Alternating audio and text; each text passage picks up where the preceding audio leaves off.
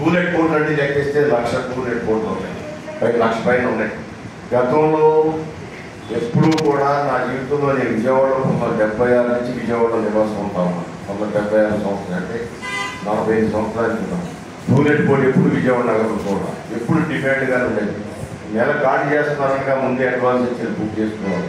అలాంటి టూలెట్ కోడ్లు కూడా ఉన్నాయంటే విజయవాడ నుంచి లక్షల మంది వలస వెళ్ళిపోయారని చెప్పడానికి నిజం. గ్యాస్ కనెక్షన్ కూడా 1,00,000 ఈ 5 సంవత్సరంలో రద్దు అయిపోయింది, క్యాన్సిల్ అయిపోయింది, వేరే ట్రాన్స్ఫర్ అయిపోయింది చూద్దాం. అంటే అంత విజయవాడ నగరం దెబ్బతింది. రాజధాని నగరం ఇక్కడ లేదు ఉండదని చెప్పిన కారణంగా ఈ ప్రభుత్వ విధానం మళ్ళా పోయిన ప్రతిష్టను తీసుకొచ్చి విజయవాడ నగరం రాజధాని నగరంగా తీర్చిదిద్దడానికి ప్రజలందరూ మద్దతు కోరుతాము. ప్రజలందరినీ కూడా ఈ ఎలక్షన్లో రాజధాని కావాలా వద్దనే దాని మీద ఓటింగ్ వేయమని కూడా అడుగుతున్నాం. ప్రతి ఒక్కరు కూడా మాకు రాజధాని కావాలి, మా పిల్లలకు ఉద్యోగాలు కావాలని తెలియజేస్తాము.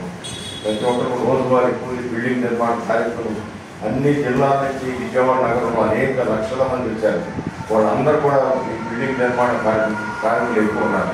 ఏ ఇంటికి వెళ్ళినా ఎవరిని అడిగినా కూడా కాపీ చేస్తున్నాను, పెయింటర్లను, లేకపోతే కరెంటు పని చేస్తానను, లేకపోతే సీలింగ్ పని చేస్తానను, లేకపోతే నేల ఫ్లోరింగ్ పని చేస్తాను, ప్రతి ఒక్కరు అదే చెప్తాం. వాళ్ళందరూ కూడా తీవ్రంగా నష్టం చూస్తూ ఉన్నారు. వాళ్ళ గతంలో వారం రోజులు మేము సెలవు తీసుకుంటే తప్ప వారం రోజులు పని పెట్టి ఈ రోజున మేము ఎగబడి ఎదుర్కొన్నా కూడా 2 రోజులు కట్టి 2 రోజులు కూడా పని కావడం కష్టమైందని చెప్తున్నాను. ఒక తండ్రి అయితే గతంలో మా ఆయన 800 నుంచి 1000 రూపాయలు ఇచ్చేవాడు రోజుకి. అతను వాడుకోగా నాకు 800 రూపాయలు ఇచ్చే రోజులు ఉన్నాయి. నా పిల్లలకి కడుపున ఏదంటే అది వండిపెట్టేదాన్ని.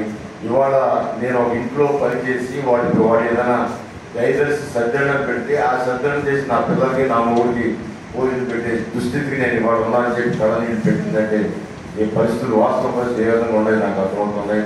మీ అందరూ కూడా తెలిసే ఉంటుందని నేను అనుకుంటాను. ఏదేమైనా కూడా ఈరోజు నా ఓటు అడుగుతా ఉన్నాను. ప్రజలు మంచి స్పందన వస్తూ ఉంది. నాకైతే 1994లో ఏ విధమైన పరిస్థితి ఉమ్మడి ఆంధ్ర రాష్ట్రంలో తెలుగుదేశం పరిస్థితి ఆ విధంగా ఈ రోజున అంత స్పీడ్గా ప్రజల నుంచి స్పందన వస్తుంది, ప్రజల నుంచి ఆశీర్వచనాలు వస్తుంది. ప్రజల నుంచి రావాలి, అతను ఓడిపోవాలి, రావాలని చెప్పి వాళ్ళు ప్రతి మహిళ కూడా కోరుకుంటాము. అందువల్ల మంచి విజయాలు 94 పోయిన విజయాలు తెలుగుదేశం పార్టీ ఎన్ఐఎస్ పార్టీలతో సాధించబోతా ఉందని చెప్పి నాకు ప్రగాఢంగా నా మనసుకి అనిపిస్తూ ఉంది. కావాలని కూడా నేను కోరుకుంటూ ఉన్నాను. ఈరోజు నన్ను తెలిసి బీటీ ప్రెస్ అనే కార్యక్రమం చూసినందుకు, నాకు గౌరవించినందుకు మరొకసారి ఈ యొక్క పత్రికా కార్యవర్గానికి జయరాజ్ గారి నాయకత్వం కార్యవర్గానికి మనస్ఫూర్తిగా కృతజ్ఞతలు తెలియజేస్తూ సెలవు తీసుకున్నాను. జై హింద్. నిదానం ఇంటికి వెళ్ళే పరిస్థితి అది చూసి చాలా బాగా ఒక ఓవర్ ట్యాంక్ కూడా పడడం లేదు. దాన్ని చంద్రబాబు గారి స్పెషల్ ఫండ్స్ తీసుకుని 2 ఓవర్ ట్యాంక్స్ కట్టడం వల్ల 300 భాగం వాటర్ ప్రాబ్లం తీరిపోయింది.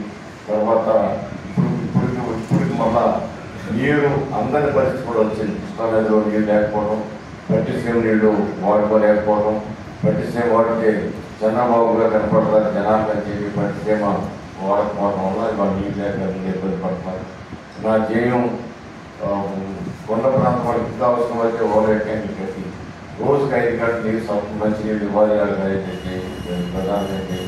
అదే కొండ ప్రాంతంలో ఉన్న వాళ్ళకి మెట్ల సౌకర్యం తాత్కాలిక మెట్లు ఉన్నా అవి ఎప్పుడు కూడా రిపేర్లు వస్తూ ఉంటాయి కదా. కాకుండా కాంక్రీట్ మెట్లు ఇవాళ పందికోకుండా తవ్వేసి అనేక ఇబ్బందులు పడుతూ ఉన్నారు వాళ్ళు.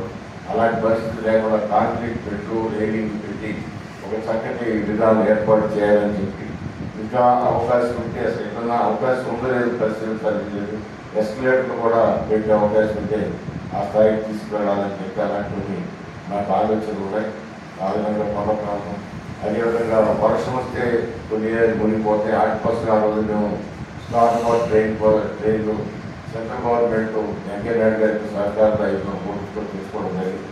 పన్ను కూడా స్పీడ్గా తగ్గి 200 కోట్లు ఖర్చు పెట్టి 300 కోట్లు ఖర్చు పెట్టాల్సింది. ఈలోపు గవర్నమెంట్ మారింది. ఆ గవర్నమెంట్కి ఒత్తుల మీద ఇంట్రెస్ట్ లేకనో లేకపోతే కాంట్రాక్ట్ ఎల్ఎన్టీ కంపెనీ ఎవరైతే కాంట్రాక్టర్ ఉన్నారో అతను బిల్లులు పే చేయకపోవడం, అతను కట్ చేసుకుని ఆ కాంట్రాక్ట్ వెళ్ళిపోవడం, అవి ఎక్కడెక్కడ మిగిలిపోవటం, ఇవాళ పడిన వర్షం పడినట్టు రోడ్ల మీద రావడం చాలా ఇబ్బందిగా ఉంది. ఈ 5 సంవత్సరాలు కూడా దాని ఎలాంటి శ్రద్ధ ఈ ప్రభుత్వం చూపించలేదు. కానీ శాశ్వత మళ్ళా ఆ వర్కులు కంటిన్యూ చేసి శాశ్వత పరిష్కారం ఆ డ్రైన్ స్టార్ వాటర్ డ్రైన్కి కల్పించాలని, అదేవిధంగా అండర్ గ్రౌండ్ డ్రైనేజ్ అయితే మా ఏరియాలో ఎవరైనా ఉండవడానికి అందరూ చూస్తూ ఉంటారు. అసలు మెయింటెనెన్స్ లేక రోడ్ల మీద టాయిలెట్ వెళ్ళింది రోడ్డు మీదకి ఆ పైన ద్వారా వస్తుంది తప్ప ఎక్కడ బయటకి వెళ్ళట్లేదు. చాలా చోట్ల పిల్లలు అక్కడే అట్టగా నడుస్తూ కాళ్ళకి మొలం అట్టుకుని జబ్బులు కూడా గురవుతున్న సందర్భాలు ఉన్నాయి. సో ఈ 3 ప్రధాన కార్యక్రమాలు తీసుకుని అదేవిధంగా కృష్ణాంగ ప్రాంతానికి పట్టాల కార్యక్రమం అవుతుంది, కోట ప్రాంతంలో పట్టాల కార్యక్రమం. ఈ పట్టాలు ఇచ్చే కార్యక్రమంలో 2014-19లో ఈ పట్టాలకి చాలా అసెంబ్లీలో చర్చ జరగడం, దాని ఒక మినిస్టర్ కమిటీ వేయడం, ఆ కమిటీ వేసి ఒక నిర్ణయం తీసుకోవడం, ఆ నిర్ణయం ప్రకారం పట్టాలు ఇవ్వడం తయారవడం జరిగింది. ఈరోజు ఆ రోజు కోర్టు రావడం వల్ల ఇవ్వలేదు. అది ఇవ్వని పట్టాలు ఏ ప్రభుత్వం వచ్చినా పేదవాళ్ళకి పట్టాలు ఇవ్వచ్చు. దస్తాదాస్తాల పట్టాలు ఉంటాయి, ఆ పట్టాలు మాత్రం అట్టాగే పట్టాలు పెట్టారు, అది ఇవ్వలేదు. రేపు ప్రభుత్వం వచ్చిన తర్వాత బ్రహ్మాండమైన కిట్వేడు పరిష్కార పోవడం పోయి కిట్వేడు కట్టే ఆ వకీలు ఇచ్చే మనసు కూడా ఈ ప్రభుత్వానికి రాలేదు. 90% ఆయన నిధులు సేకరించి కట్టడం కంటే 5% చేయడానికి దీనికి మనసు ఒప్పలేదు, చేయలేకపోయారు. చేయలేకపోగా ప్రతి ఇంటి మీద 3,27,000 ఆయన అప్పు తెచ్చుకొని దానికి ఇష్టానుసారం వాడేసుకున్నాడు జగన్మోహన్ రెడ్డి గారు. ఆయన సొంతానికి వాడారని అన్నగాని ఆయన వేరే కార్యక్రమం అందించారు. దాంట్లో ఆ 3,27,000లో 10,000 ఖర్చు పెడితే ప్రతిదీ కూడా కరెంట్ లైన్ ఇవ్వగలిగేవాడు. ఇంకో 10,000 ఖర్చు పెడితే 21,000 ఖర్చు పెడితే under ground drainage connection, water connection, current connection ఇస్తే వాళ్ళ ప్రోగ్రెస్ చేసి వాళ్ళకి 5 సంవత్సరాలు బట్టి అర్జున్ భారం తగ్గేది. వాళ్ళ పేరు మీద అప్పు తీసుకున్నారు. ఇవాళ అది ఎంత గ్రూప్లో మీరు ఒకసారి ఆలోచించారు. వాళ్ళకి ఇల్లు ఇస్తున్నాం అని పిలిచి బ్యాంకు తీసుకెళ్ళి వాళ్ళ చేత వాళ్ళకి ఎక్కడ సంతకం పెట్టడం ఇల్లు వస్తుందని పెట్టేశారు. తీరా చూస్తే వీళ్ళకి ఇప్పుడు నోటీసులు వస్తున్నాయి. నువ్వు 2,30,37,3,27,000 అప్పు తీసుకున్నావు, నువ్వు వడ్డీతో సరే 5 లక్షలు అయింది, ఈ డబ్బులు మీరు కట్టకపోతే మీ ఇల్లు మీకు రాదని చెప్పి నోటీస్ వస్తుంది బ్యాంకు నుంచి.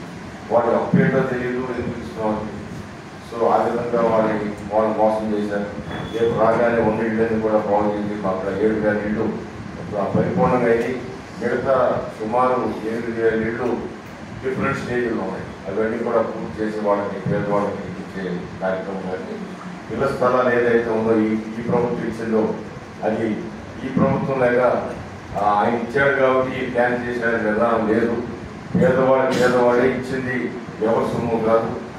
జగన్మోహన్ రెడ్డి గారి జేబులో సొమ్ము ఇవ్వలేదు, లేదా చంద్రబాబు గారు ఇవ్వలేదు. ప్రజల సొమ్ము ప్రజల కోసం ఇచ్చారు కాబట్టి ఆ సెంటు స్థలాల్లో వాళ్ళందరికీ ఇల్లు కట్టిస్తామని చెప్పి చంద్రబాబు నిర్ణయం చేయించారు.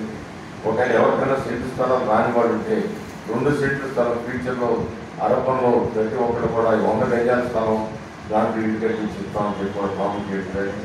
మోడీ గారు కూడా 1 ఇల్లు ఇస్తామని కూడా ప్రామిస్ చేశారు. ఆంధ్ర రాష్ట్రానికి భారతదేశంలో ఇల్లు లేని మనిషి ఉండకూడదు నెక్స్ట్ 5 ఏళ్ళు అని చెప్పి ఆయన ప్రణాళిక కూడా అనౌన్స్ చేశారు.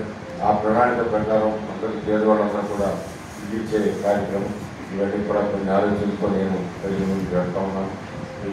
ఈ ప్రభుత్వం చేసిన ప్రజా వ్యతిరేక విధానం మనం చెప్పుకుంటూ రానున్న కాలంలో నాన్న చంద్రబాబు రాజధాని కాపాడుకోవటం. ఎందుకంటే విజయవాడ వచ్చిన రాజధాని మీ అందరికీ తెలుసు. విజయవాడ రాజధాని 1900 మన స్వాతంత్రం వచ్చిందని కూడా కాదు. విజయవాడ రాజకీయ చైతన్యం కలిగిన నగరం విజయవాడ అనేవాడు. విజయవాడ దేనికి ప్రసిద్ధి అంటే రాజకీయ చైతన్యానికి ప్రసిద్ధి అనేవాడు.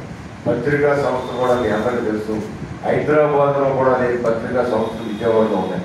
మద్రాసు తర్వాత విజయవాడ, లేదా విజయవాడ తర్వాత మద్రాసు నాకు తెలియదు కానీ బట్ అంత పెద్ద సంస్థలన్నీ ఇక్కడ ప్రభావం సరి, పత్రికలు సరి, జర్నలిజం పుట్టిందే ఇక్కడ అన్నట్టుగా మనకి స్వాతంత్రానికి ముందే ఇక్కడ పత్రికలు ఉన్నాయి. విశాఖపట్నంలో పత్రికలు లేవు, హైదరాబాద్లో అసలే లేవు, మద్రాసులో కొన్ని ఉండొచ్చు కానీ అంటే మద్రాసులో పోటీగా ఉండేవని చెప్పేవారు. మరి అన్ని రంగాల్లో విజయవాడ ముందుంది.